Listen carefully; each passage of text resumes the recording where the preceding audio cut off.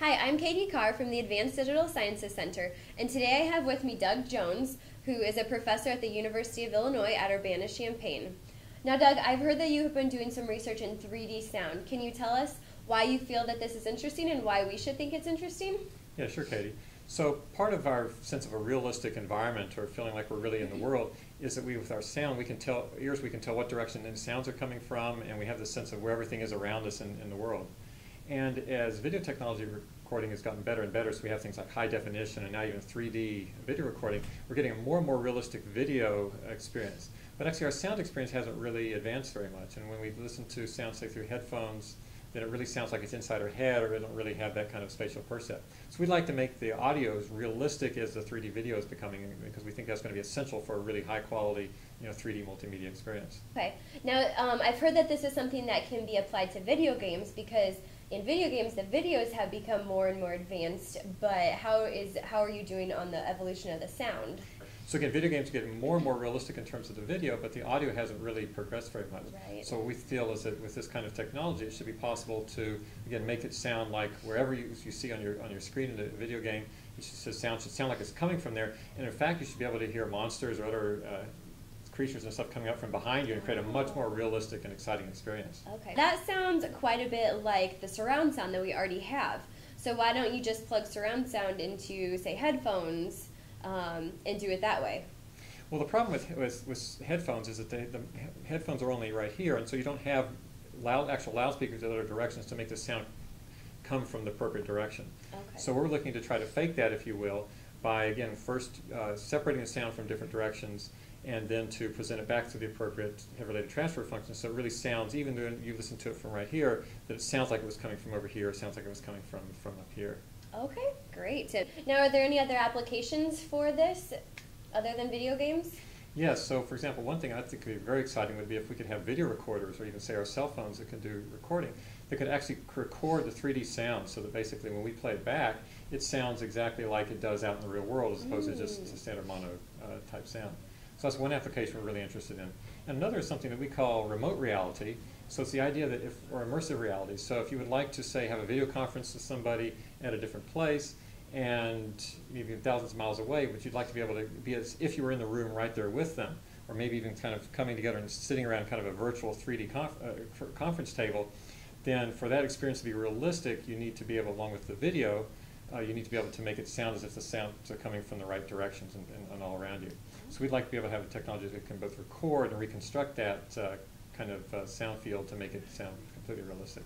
So I could be in a virtual meeting and feel like I wouldn't be in the same room as the people, but it would sound like I'm in the same room. Is that correct? Right. We're not quite there yet, but I would Okay. hope that eventually not only would it sound like you're in the same room, but eventually you might even be able to have kind of a virtual turn to the person to the right or the left wow. of you, and actually have sort of a one-on-one conversation with them as part of a larger meeting. Okay. So ultimately, we'd like to create sort of a 3D or even a 4D, if you will, experience that's as realistic as possible. Okay. Now, have there been any research issues that you've run into with creating this realistic audio? Yeah, we had to deal with a number of challenges, both theoretical and practical. One is that everybody's head-related transfer functions are a little bit different, so we're working on trying to make the system resilient to the differences between different people's head-related transfer functions. Okay. Another challenge we face is that for a practical system, we need these microphones to be very, very small, otherwise you can't put them on our cell phones or our camcorders. So we've been working on a novel technology, which is a directional array technology, and this is just an example of one of our systems. So we have here 4 little microphones, and each of these one records the sound from all directions, the other records the sound from, say, horizontal and vertical, and then, say, front and back directions. Mm-hmm. And so we can use the relative strength of the sound on different microphones to figure out what direction the sound came from in the first place. And then we can use that with signal processing algorithms to separate that sound back into the sound from the different directions, and then we can reconstruct it back through the head-related transfer functions, as we talked about earlier. And the nice thing about this technology is because we're using directional arrays, the microphones can be very close together, so you can see this is even only about the size of my little finger or so, Right. and yet we can get really high quality 3D sound recording from a very small array. So it's practical for things like cell phones and video cameras. Okay, great. Now, is anybody else using these small microphone arrays right now? No, this is a technology we've developed here at Illinois several years ago, and we're further developing for these applications at ADSC. Okay, great. So you guys invented this right here at the university. That's right. Wonderful. Now, you have made these arrays very small, so what is the next step in figuring out how to do sound direction finding with the little arrays? Some of the challenges we face are that it's harder to find the direction at lower frequencies of sound. And another important challenge is the algorithms that we use to do this are kind of expensive, and so we've had to work to get real-time computing systems that can actually find the direction and also track sound sources as they move around in space in that way. But we've actually been successful, and so at the Advanced Digital Science Center in Singapore, we've actually have now a real-time demonstration that can actually do this. Oh, great. So was this difficult to do to create the demonstration? There was many technical challenges that we overcame, but as I said, we already have this working, and you should listen to it. All right, so we can head over then to the Advanced Digital Sciences Center in Singapore? Let's go. All right, great.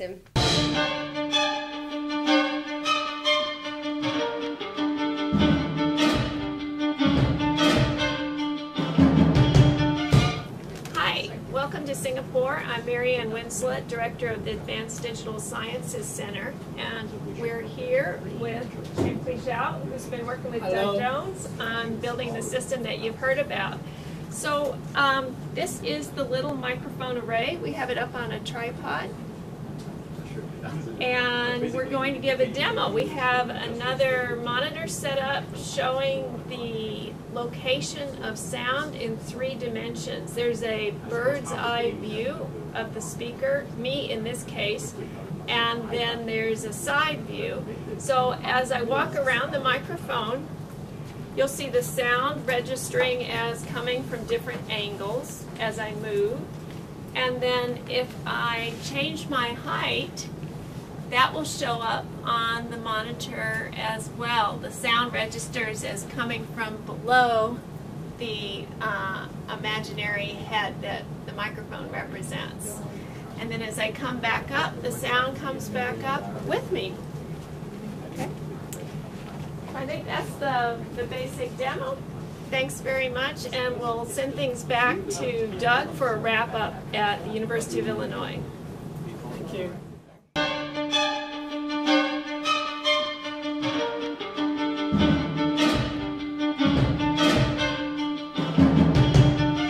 Right, that was awesome. Thanks so much, Doug, for that demonstration. So now that you are done with sound direction finding, are you ready to move on to reconstruction? Well, there's still a few more challenges with sound direction finding that we're working on now. One of them is that echoes in the room, so in a space like this, the sound's actually coming from different directions, and so that can confuse the algorithm at times. Okay. So we're working on developing even more advanced technologies based on the way that human hearing works to discriminate against the echoes, and we're hoping we can make it even better in the future. Oh, great. So a possible demonstration of 3D sound reconstruction in the future? That's right. Wonderful. All right. Well, thanks so much for talking with us today. I appreciate it. Thanks very much, Katie.